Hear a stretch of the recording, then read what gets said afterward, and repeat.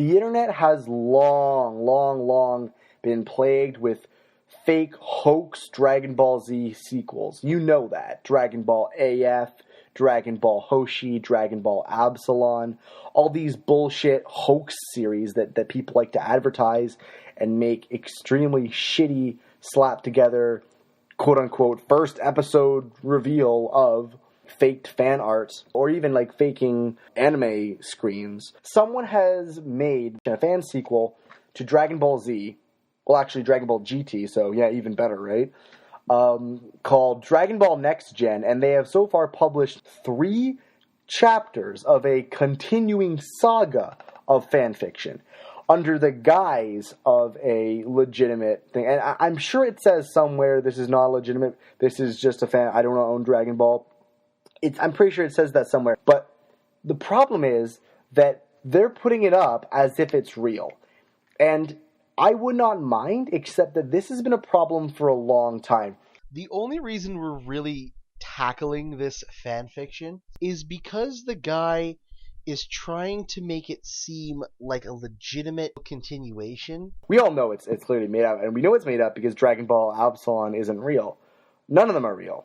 Not even Next Gen. Next Gen is not real. Anyone who thinks it is out of their mind. But this is someone trying to hijack the canon of Dragon Ball Z because they think it's respectful. It's a labor of love. Okay, you're having fun. The guy who's writing this is a guy named Elias S. Or Elias, I'm not really sure how to pronounce that. Elias S., if that is how you pronounce it. If you're watching this, please take this purely as my honest opinion. I think you have some skills as an artist. You have some potential. But listen to us, all right? Because this is important. These are things that you should probably know if you're going to pretend to make an official Dragon Ball continuation. So this is the story of Dragon Ball Next Gen. Because shortening the word generation is totally something that an official release would do. On the front, there's a picture of Gohan. It looks like Super Saiyan 3, but with black hair, and it has blonde highlights. And it says, Gohan Mystic Super Saiyajin 3. So, right off the bat, we're making up forms. And for the record, anyone who thinks Mystic was ever important, you're wrong. I mean, I was there too. I was 12 once too. I thought it was awesome to see him punch Boo once in the manga. I mean, they made it longer in the anime, but in the manga, it was one punch. It's true. We open up with what I can only assume is a elf raver, which is supposed to be a god. And he says that Majin Buu, Bobbidi, and Bibbidi have failed him. We'll soon see that this guy doesn't really have anything to do with the proceedings of the next few chapters. We begin with a mountain blowing up. All right, okay. So we have an extremely fanficky conversation. You're not bad, Trunks. You're not bad either, Goten. That was awesome training. All right, so we got the very, very fanficky art. It's odd. There's no backgrounds. We just see Goten with the giant hair tufts hanging off his shoulders from behind. The Super Saiyan 4 dealio going on. So it's already weird. Clearly, he loved Super Saiyan 4, and we know that because the next scene right here we have Vegeta and Super Saiyan 4, even though that doesn't make any sense. But we'll get to that later. So I see a fist and now a tail wagging with ha ha. So apparently the tail is sentient. This doesn't make any sense, says Vegeta, which is the first thing I agree with in this story. He laments about Goku being stronger. Oh, why are you so much stronger, Kakarot?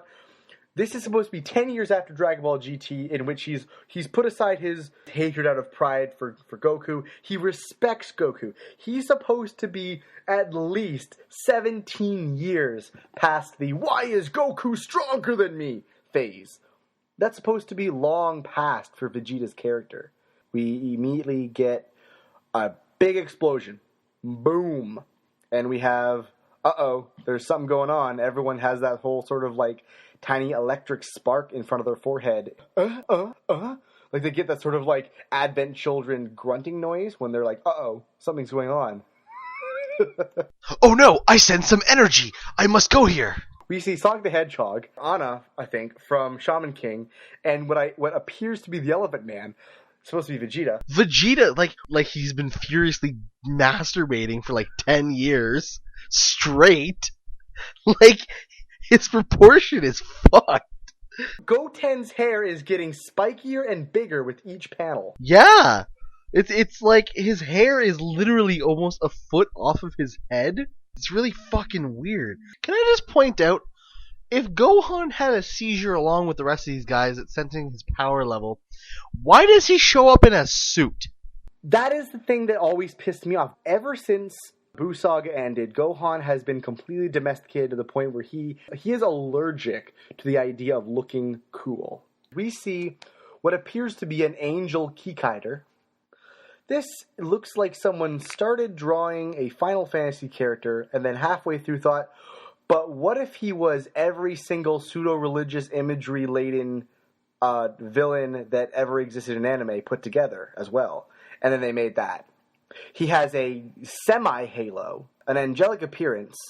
He has tattoos all over the place, a tight crop top that goes up to almost to his pecs.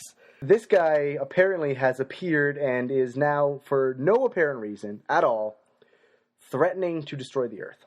He is the Diskenos, created by strong forces. Okay. For the purpose to fight strong warriors, I am the only one of my kind. I seek and fight. Okay, alright. So, we have a powerful, unknowably powerful, godlike entity who exists purely to find strong enemies and fight them.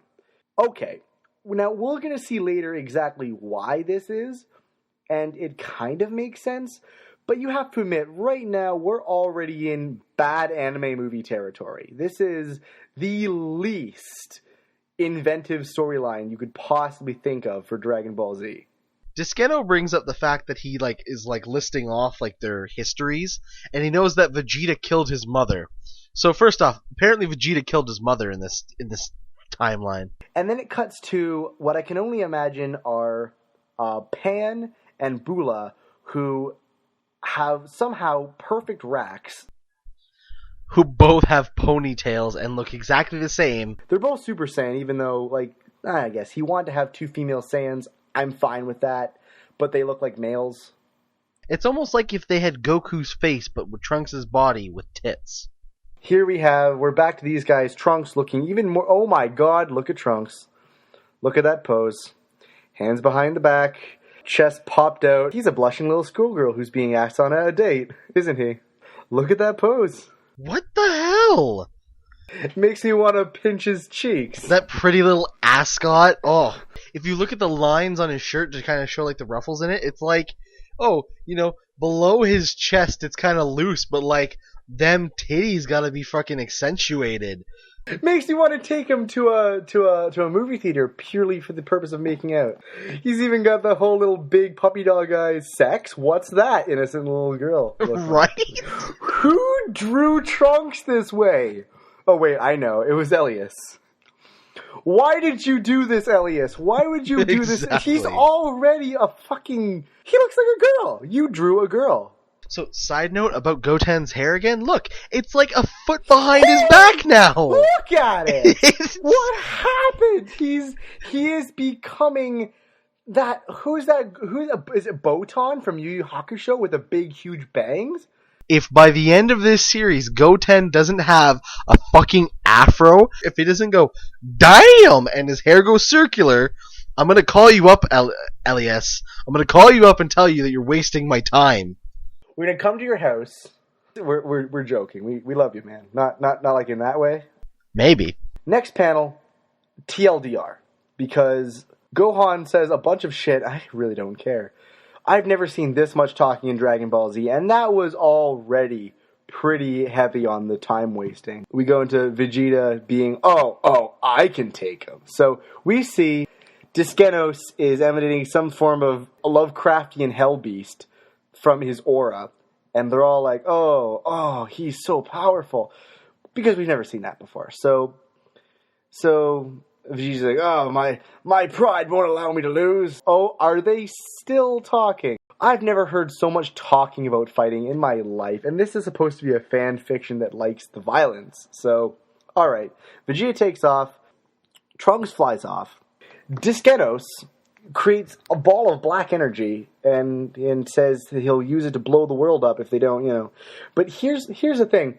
You can't make anything impressive just by holding a ball of energy and saying, I can blow up a galaxy with this. I'm like, we're sure you can. Superman does that by sneezing, but, so immediately what happens after this is Vegeta, out of nowhere, runs into an android. Like an actual robot-looking motherfucker. We have no idea what this thing is or why it's interrupting the fight, but now there's a new villain for no reason. So now we see some guy laughing, saying, "Greetings, Saiyans! I can finally be able to strike after many years, waiting to complete my extraordinary Android X and destroy your race. You think that my brother was better than me? Never! I am the great successor of the family, the creator of your destruction!" Gentlemen, I have created this thing! Dr. Gero has a brother who has never been talked about before. Like, that isn't the most completely ass-pull thing to do. Vegeta's just like, I can take you. And then blows his fucking head off. For a panel and a half, Dr. Gero had a brother. Good night, sweet prince.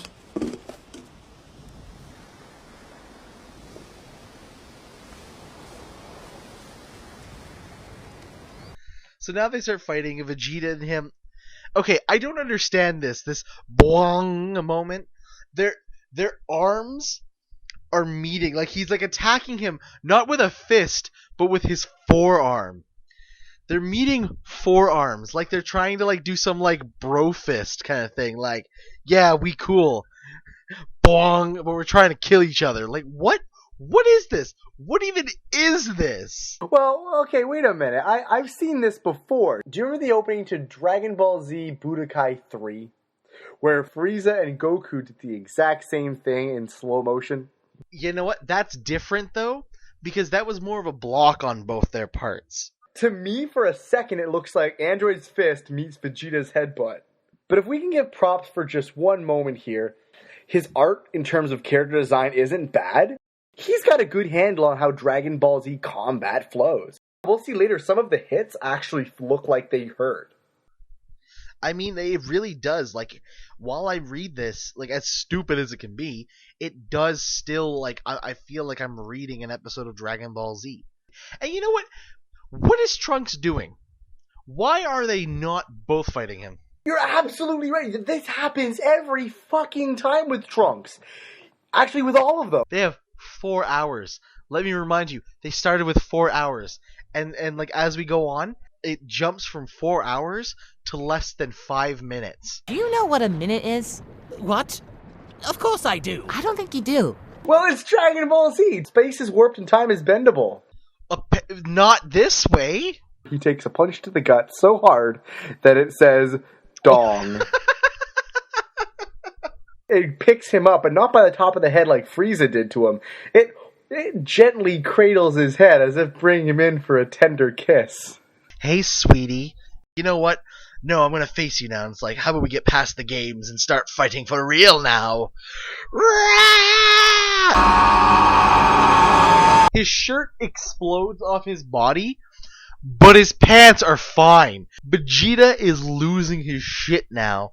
And it's like, what is this? This can't be Dad! Why is this energy so familiar? What are you talking about?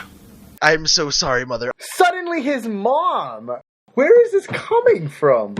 Boom! A new level of Super Saiyan or something. Like, so what is this? Is this Super Saiyan 2.5?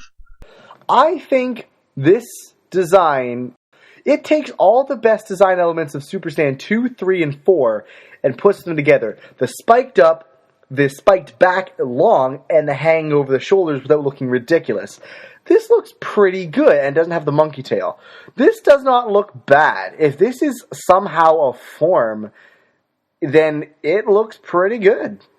He's double breaking the sound barrier with his fist. His fist is going Mach 2. That's kind of awesome. It makes physics cry, but it looks so damn cool. You can see this guy really watches a lot of anime. He really learns. But look at Vegeta's face. Vegeta's face when he comes up, like when the android comes up and punches him, his face is basically flat. What is that? His neck is the size of his head, and his face is like... Thank you, sir. May I have another? When this android... When it charges up its energy beams, it creates prisms of energy, which then explode into jagged beams. You know what?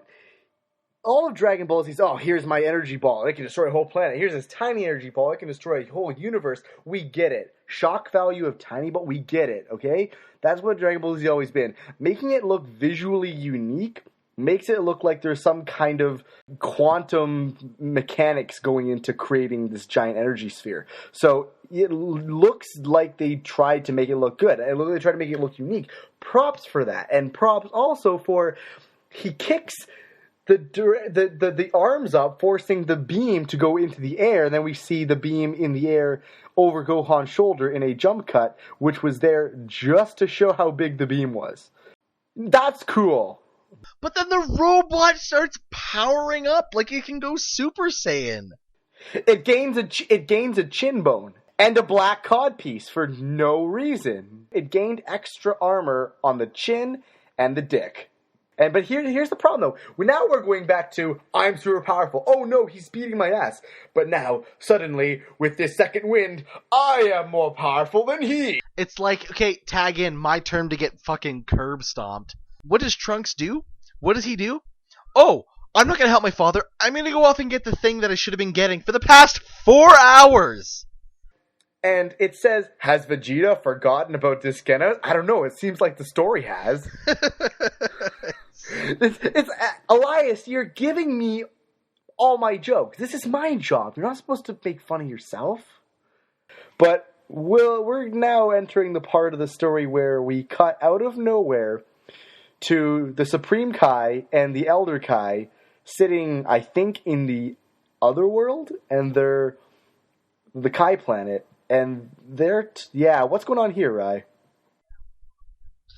They just decide to start, time for exposition as to where Discanos came from. Because because we want to care about him again? He exists? I thought Vegeta's fighting an android. Oh, that's right. Gohan and Goten are just sitting there for 4 hours watching this this guy stand there, and they go on about the creation of the universe. And I mean, okay, let me say this right now. The idea of how the creation of the universe and the Dragon Ball Z universe by this guy is that the creator clenched his fist, focusing his energy, and that gave life to everything. That's kind of cool. How everything was made by someone's key. When you do something like this, basically this means, okay, now if I claim this to be canon, if Akira Toriyama explains anything about the creation story, this version will be considered non-canon. This cannot fit into anything Akira Toriyama comes up with. And Akira Toriyama, as far as I'm aware, isn't like Kishimoto, where when people come up with non-canon stuff, he's like, oh, well, might as well make it canon. I mean, why not, right? Oh, here's how it all happened, even though I'm not even close to the ideas that came from the man who wrote this. Hijacking the continuity. Yeah, we're hijacking the continuity, and we have Ova and Scar. Ova is the god of light, and Scar is the god of darkness. Ova supposedly has all this power over the living, and then he basically, when people die, they go to Scar, who rules over the dead, and he thinks, oh great, so I'm in the basement, ruling over all the leftovers of the living universe. I feel like I'm the second-class citizen here. So he thinks, wait a minute, this isn't fair. I'm the lower-class brother here. So he rebels. He rebels, and they have this fight, and they become this new being that is pure evil in a sense. And the creator decides, well, the only way I can stop this is by locking it up in this prison. And the prison will have a key. That key will be Diskenos. So Diskenos is a key and a prison for this ultimate being of light and darkness that will destroy everything, and he destroys galaxies simply because he needs to blow off some darkness.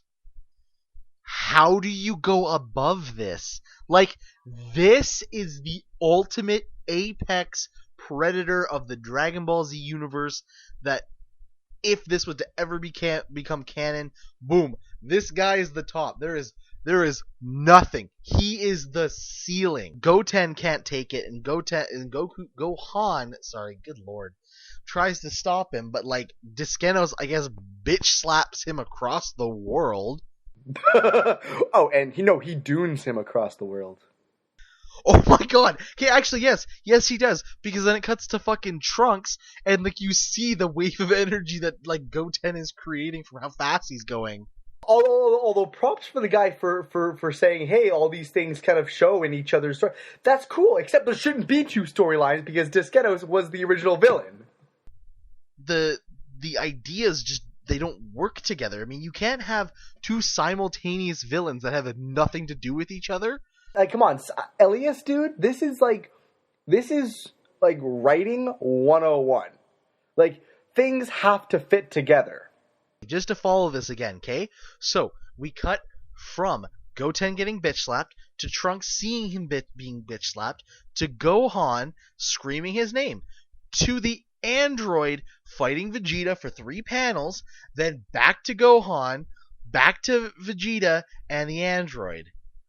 We've literally hit every single fucking storyline that has nothing to do with each other in the same page, and none of it has anything to do with anything else. We haven't even actually accomplished anything except some punches. And then we cut back to fucking Outworld with the Kais. Like, what? And it ends, and this is the last frame you will see. The fusion Kai, or whatever the fuck you want to call him, is pulling like an energy sword out, and it just says whoosh. So what? He's a Jedi now too? Is that where we're going with this? A, he's not a fighter. B, if he was a fighter, we've seen that he never needed a sword. C, what good is a sword to someone in the Dragon Ball Z universe who isn't Trunks? Also, on top of that, he says, I've created my own sword. Okay, but so what? What does that have to do with anything? Why is that a big deal? Just fucking do what you're supposed to do, which is, why are you here?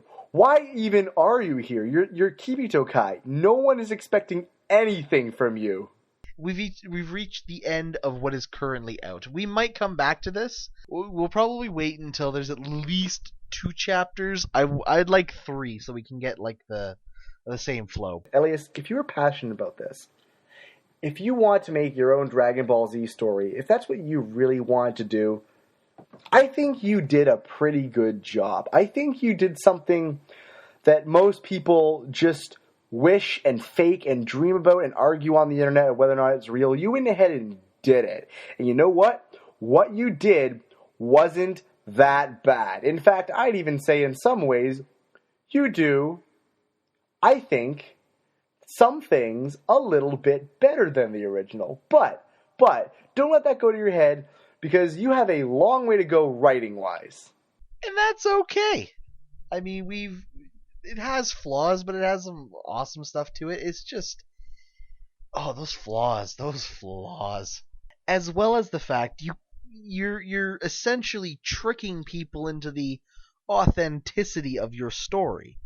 That's the step too far. You've crossed the line of pretension.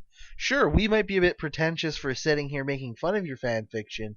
I'm actually changing my middle name to Pretentious this weekend. But the fact of the matter that you're trying to trick people is why we kind of want to bring to light the ridiculousness here. Because some people, like I myself, like when I first, because like when Dragon Ball Z was done, I was, I moved on. But like later on, I saw like somewhere on the internet at some point, it's like Dragon Ball Z, like Dragon Ball AF, and I'm like, what the hell's AF? Is there more? I honestly freaked out. I thought there was more. But I mean, we find out that it's fake, and we feel a little bit hurt at the end. So I mean, we're just trying to save people the hurt. That's all we're trying to do.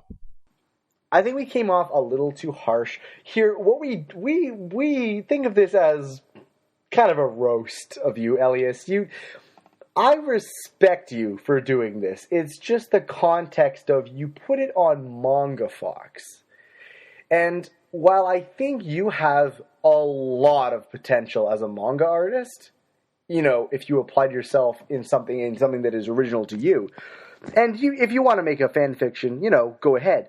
But you have to frame it as a fan fiction better. You have to. This is your baby. This is your fantasy Dragon Ball Z storyline.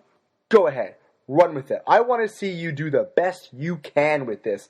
But don't forget, when you're ready to be great, make your own story. Try to do better. Try to be above Dragon Ball. Try to do even better. Try to go beyond this.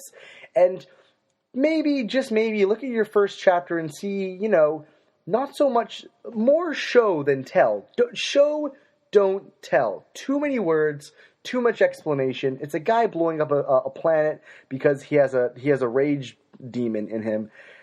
It's not complicated. It isn't? Too many villains, too many words. Alright, so I think that's where we're going to leave off. Thank you all. We will see you later, and Elias, just keep on trucking, man. Keep on trucking.